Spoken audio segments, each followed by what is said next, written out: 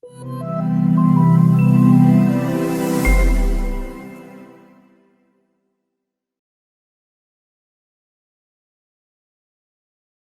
title of Simon's presentation is What Happens When All of Your Meeting Rooms Are Equipped with Video.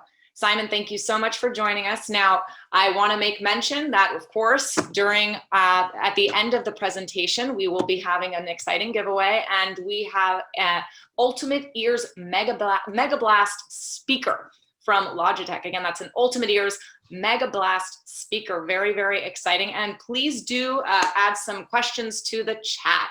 Thanks so much and welcome, Simon. Take it away. I'm going to go ahead and stop sharing.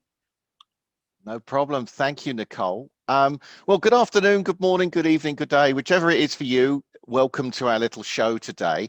I want to talk about a bunch of different things, and I've got about 20 minutes in which to do it. So, as you may have noticed, video's got a bit popular in education recently. I thought you might have noticed a few people using it. So one of the things that we wanted to talk about is not only a solution such as this is Logitech's Meetup product, really changing the way that the classes are delivered from teachers in classes to students out of them. But I also wanted to talk about and frankly, just demonstrate some of the differences in the devices that educators or anyone really may be using at home to talk to their students. So, for example, I'm presently using one of our Logitech, I think called a Brio. It's our high-end webcam. And I'm also using our microphone stroke headset device called Zones. Now, the reason I wanted to demonstrate this is that one of the things that's happened in the last few months is that everyone's bought every webcam ever made, and there's an awful lot of different ones available, and they all look basically the same. So what I wanted to do today is give you some examples of how they're not all the same, and maybe for the students it doesn't matter quite so much how good their image is. I mean, patently, the higher the quality, the better. But for the educators, I think it's particularly important that they have a good quality image when trying to talk to their students. So what I thought I would do, instead of just showing you slides with specs on, because frankly, every slide you ever see always has a spec on that's probably meaningless to you. And frankly, half the manufacturers probably lie about their specs anyway. I think I'll just demonstrate it to you. So what I'm going to do is move from a Logitech high-end camera, the Brio, to one of the more popular of the cameras available that isn't a Logitech one. So what we're going to do here, I'm afraid most cameras don't actually identify themselves. They just call themselves USB camera. And I've got like 7 cameras plugged in right now. So what I'm going to do is move to another camera and see which one it is. Okay. So there's your camera, and let's show off the microphone. Now, while we're in this view, and I'm not certain which actual camera I'm on. Yes, I'm on this Adesso H4. This is an $80 webcam. One of the things, there's a number of things you want to look for in webcams. The first one is exposure, right? Do I actually look like the moon? Am I super exposed on one side and very dark on the other? Are lines, so for example, I don't live in a 17th century galleon. I live, obviously, in Austin, Texas. So the horizontal lines, are they horizontal? Are vertical lines vertical? Do they bow? Am I in focus? That's an obviously other question as well. And is your color renditioning good? So just to be aware, I'm using the microphone in this webcam as well as I'm not using this anymore. So the best way, I always think, because you don't know if I'm just a pasty Englishman who's never been out in Texas before, or if the colors are true. And so we try and use what I would class as a standard candle. Coca-Cola or London buses appear to be a color that kind of most people know, if they see it, that's the right color. If it's wrong, then they kind of know it's wrong, even if they don't know how it's wrong. So you have to look behind me at my Lego number 9 bus off to Brixton, or my Coca-Cola box. So one of the other things to look at, and I thought that this would be interesting to compare, is if we move back to let's move to now a webcam microphone and a different webcam, actual webcam, the video side of things. So let me.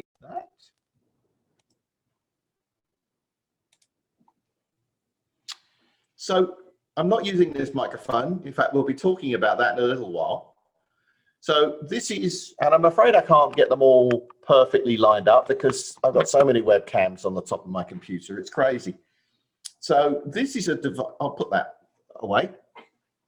This is an example of the sort of webcam. This is a mid-level webcam from Logitech. It's called a C930E, and I'm using the microphone in this device. So it's probably not as close as the microphone I was talking to you on early, but I hope it's an improvement on the microphone in the webcam you saw earlier. So again, look for colors. A color's accurate, a line's horizontal. By the way, if you think there's some weird blue lighting, there actually is some weird blue lighting. That isn't some kind of random artifact of the video conferencing solution. So this is a mid-level sort of technology. Now, there's other things you can do. So for example, if you go to, let's pick a different webcam.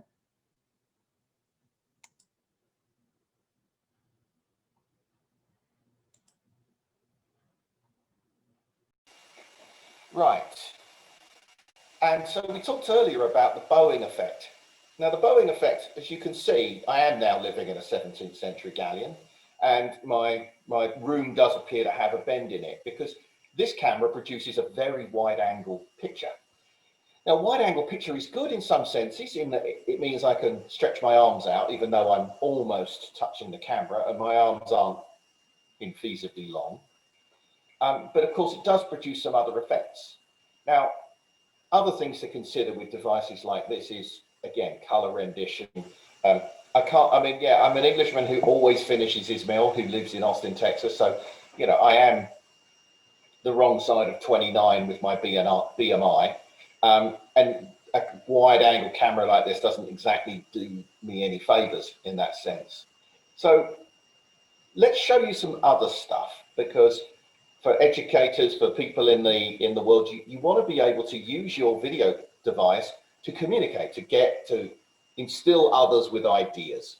So let's talk about what that would look like. So let's move back to a different camera.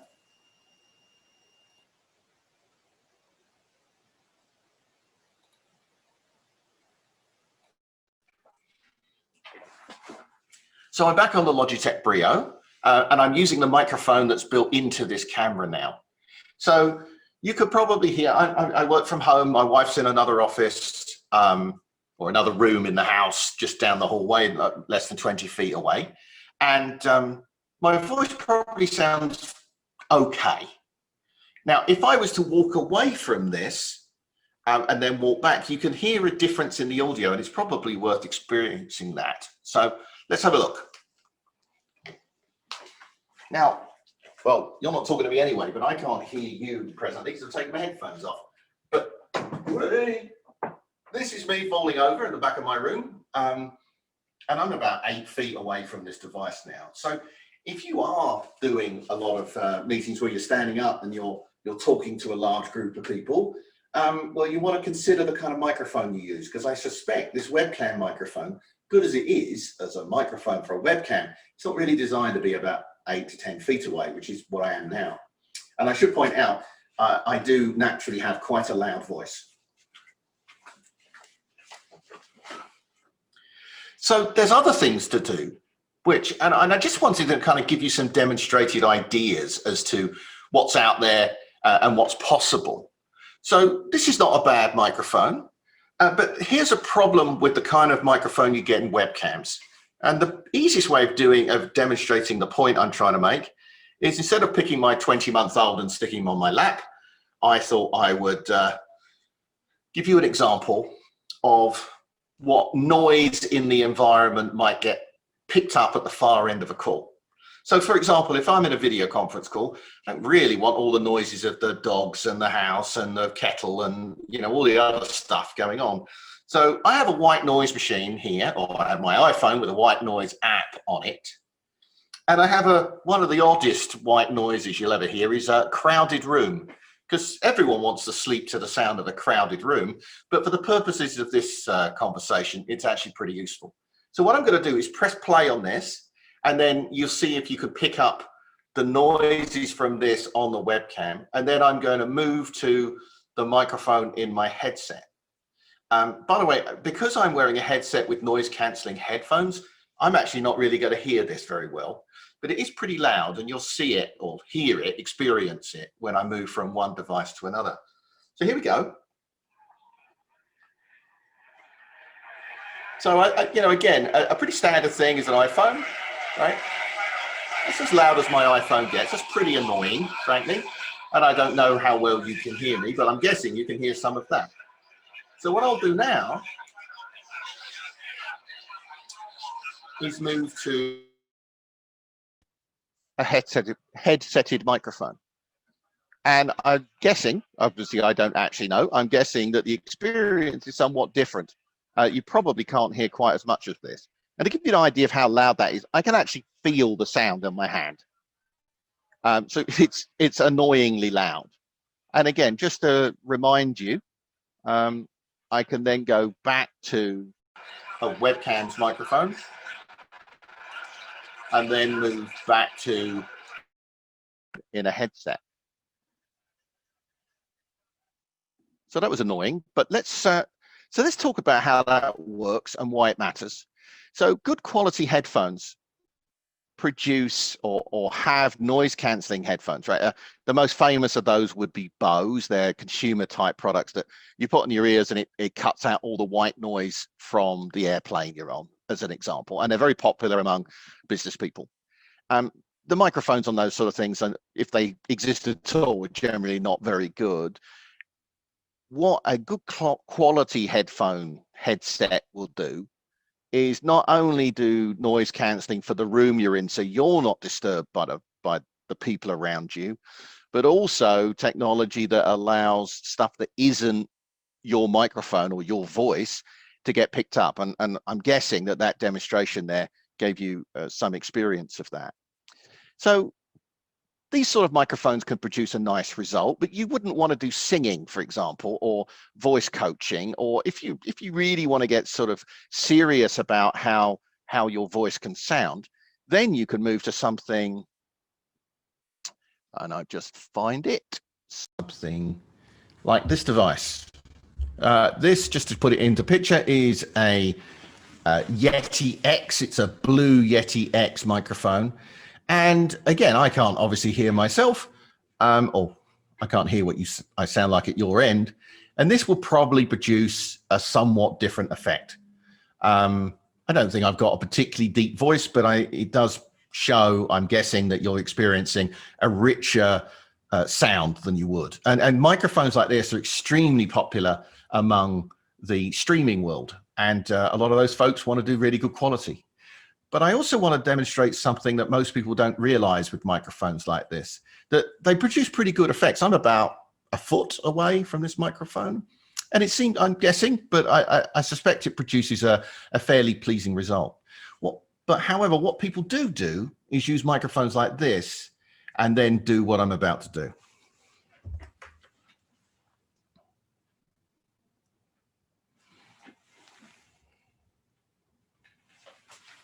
So what they do is they get something like this, the microphone here, the Yeti Blue, and then they do things like write on their whiteboard, and they talk about, you know, whatever they're going to be talking about. Let's talk about quadratic equations, but I can't remember how to draw quadratic equations because I haven't done them for 40 years.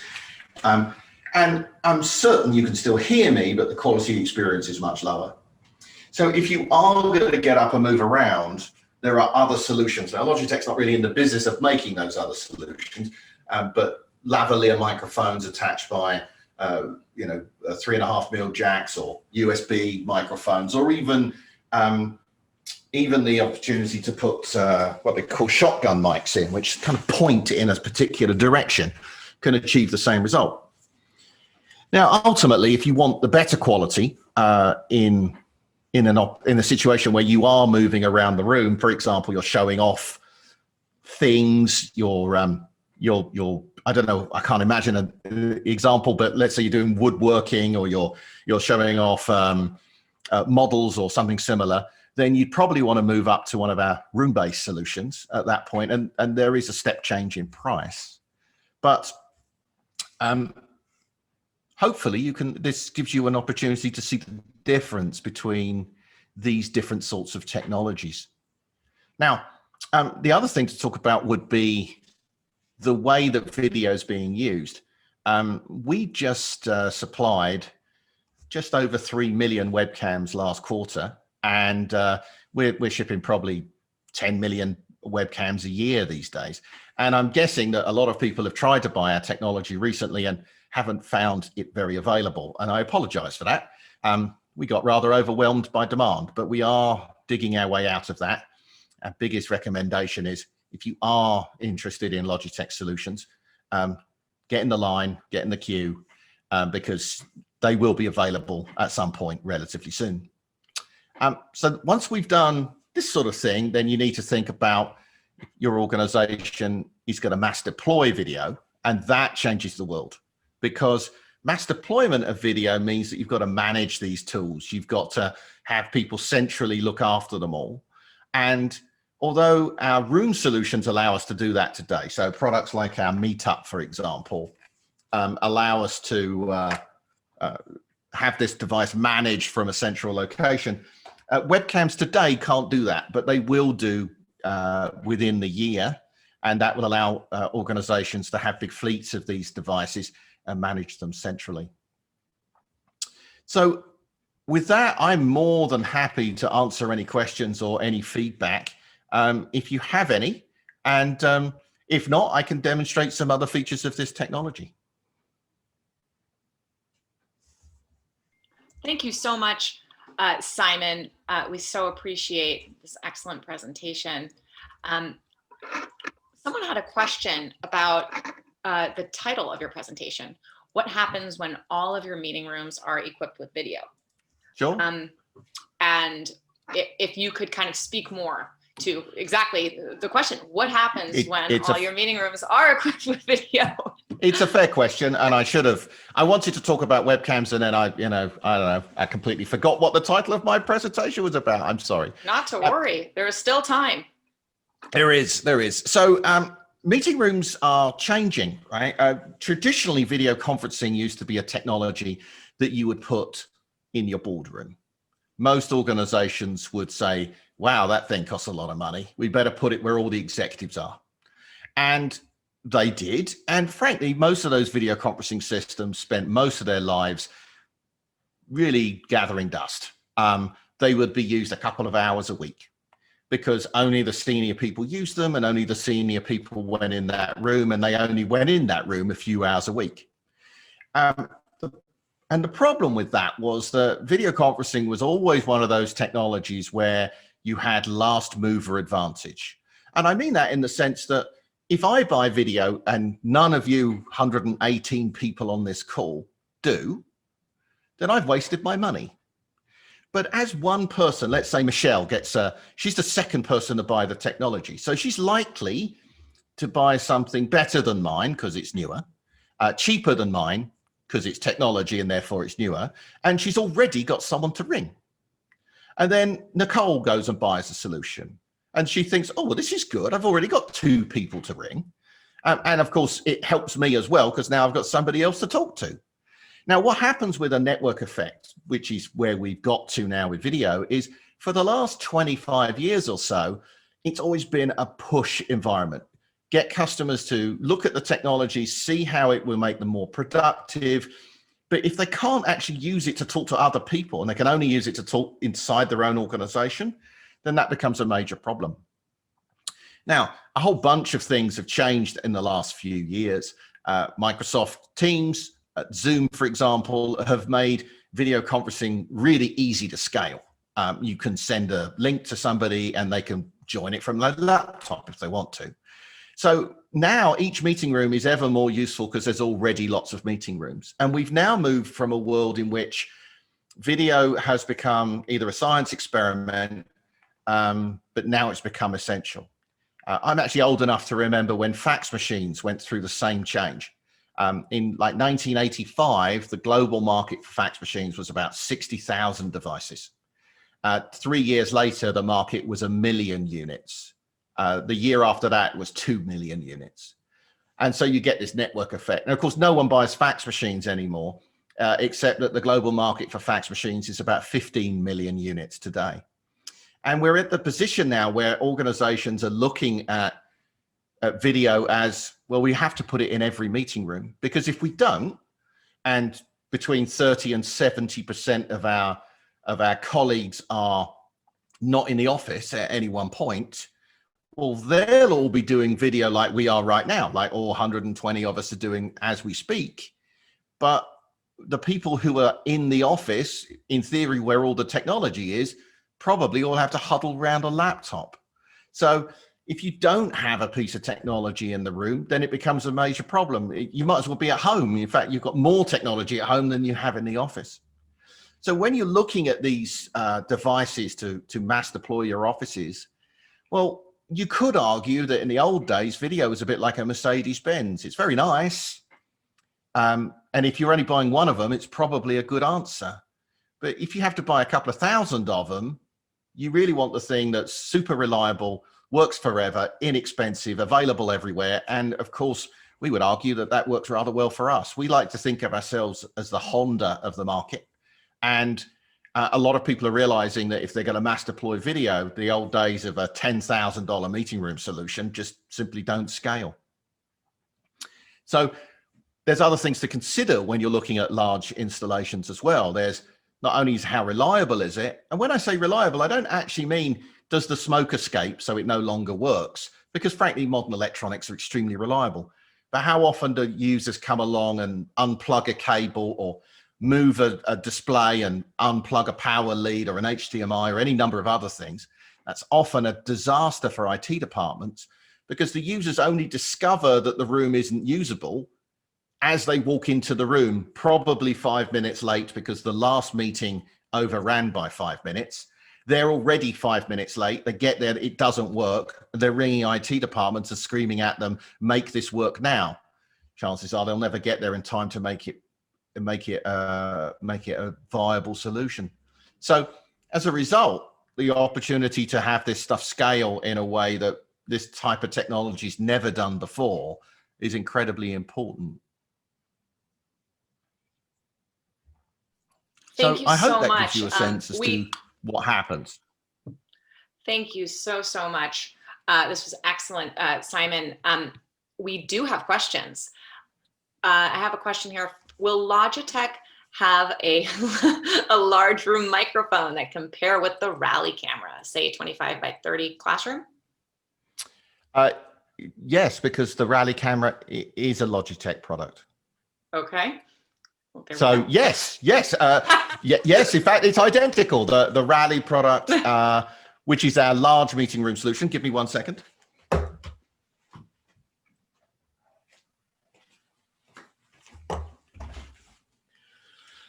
So for small meeting rooms, like 10 by 10, 10 by 15 feet, we have this device, right? Yeah, you plug your own laptop in, or you have a PC in the room. That PC can run whatever application you like. This is a USB device. So think of it like a big webcam, but it's got speakers and microphones. It's got a super wide angle camera. It's perfect for small huddle spaces.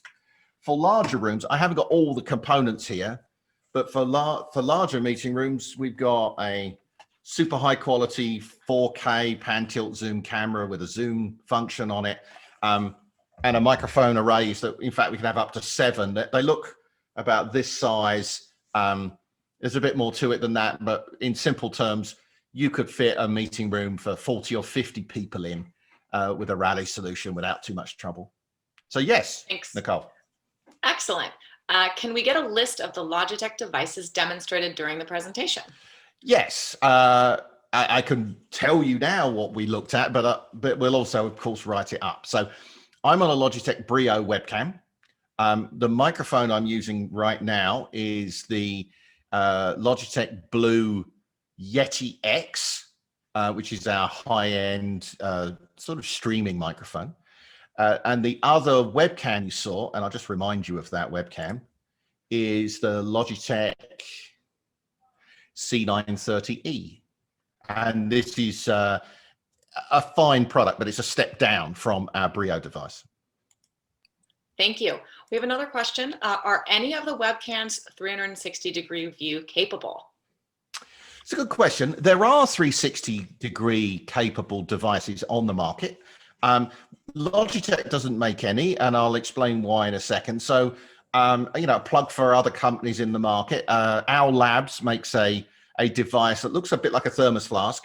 It sits in the middle of your meeting room table, and it takes basically a 360-degree view. And it's not bad at what it does, right? I've got nothing. I'm not going to you know, rip into Al. They're a fine company. However, we feel that there's some major problems with that sort of technology. The first one is when you look at it, well, when you're doing a video call, where do you look? Of course, most of us want to look at the people at the far end of the video call. So if I have the device and let's say it's sat in front of me at a table like this, well, where's the display? Well, the display's over here off to some side or other. So what I'm going to do is look at my display to look at the people at the far end, and now they see the side of my face. We don't think that's a very good idea. Now, you could say, well, I'll put it between me and the display, but plainly only a few people can do that. You can't have everyone do that. If you did, why not just have a normal camera? And then you also end up with things like, well, if you've got windows in your room, as an example, then you end up with exposure issues. So the camera closes down because you've got one really bright window, and all windows seem to be very bright. So conceptually a good idea. In reality, it doesn't actually work. Thanks so much. Will the Logitech Sync dashboard be able to have serial numbers shown? This question's from Matt. Thanks, Matt. That's a really good question, Matt. By the way, I always say that when I don't actually know the answer to the question. I don't know is the simple answer, but we can, if someone writes that down for me, Michelle, please, we'll go and investigate and we'll get back to you, Matt. Good question. Okay, we have another question from Joe. What is the best solution for whiteboard presentations? Thanks, Joe. That's a very, very pertinent question. Which is a question, which is another way of saying, I've got a good answer, but I'm not allowed to talk about it publicly yet. There are a few solutions out there. Captivo is one. I haven't got experience of the product myself, so I'm not going to recommend or not, but they do exist. Our experience is that interactive whiteboards are popular among educators, for example, who use them all the time, but they're not popular with people who only occasionally use them. Because part of the problem is whiteboards are so good. So there's certainly going to be some developments in that space in the coming months. I know I'm not being very subtle, but I can't say any more on that topic. Watch this space. Okay, we have one more question and we are running out of time. This question is from Chris. What do you recommend for providing good lighting with no hotspots on a webcam in a normal room? Thanks, Chris. That's a great question. So I have, just to give you a sense of in fact, I'll just show you. So I've got one of those lights. And these are easily available on places like Amazon or, you know, obviously these guys can provide them as well. So if you need lighting, they're easily available. I would go for LED lights with a color you can change. And that's pretty common these days. And they produce a pretty good result. I mean, you can turn the lighting up and down to produce different effects, but a couple of those. What I would shy away from if I was a professional speaker, which I think I've proven myself today not to be, but if I were a professional speaker, I would generally shy away from green screens. Green screens can produce beautiful effects, but most of us just don't have a space big enough for it to work effectively. And you end up with that half your face disappears when you turn to one side effect. And also the other thing is, if you have a personal room, you can dress it up as a personal thing rather than, pretending you're on a beach. Great. Thank you. We're going to actually have a few more questions answered since we just have so much interest. We have a question from David about whiteboard glare problems. It's just whiteboard glare problems. Are there any whiteboard glare problems? With normal webcams, yes. That is typically a problem. I would avoid glass whiteboards for fairly obvious reasons. Yeah, I think video conferencing cameras looking at whiteboards can be a bit of a problem. It's Okay. a sort of problem that needs to be fixed. And is there anything, proprietary or not, that Logitech products use for superior audio quality? For example, audio fencing, noise reduction, gating, which other quality webcams have. And that is from Ruben. Thank you, Ruben.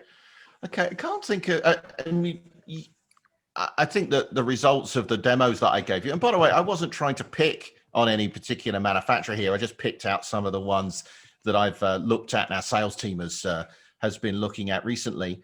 I think the quality of the audio speaks for itself. As far as acoustic fencing type technology is concerned, I don't know of any webcams that do that. I happily be corrected, but typically that sort of technology ends up being very significantly more expensive than most people would want to spend for a home experience. Okay, well, thank you so much.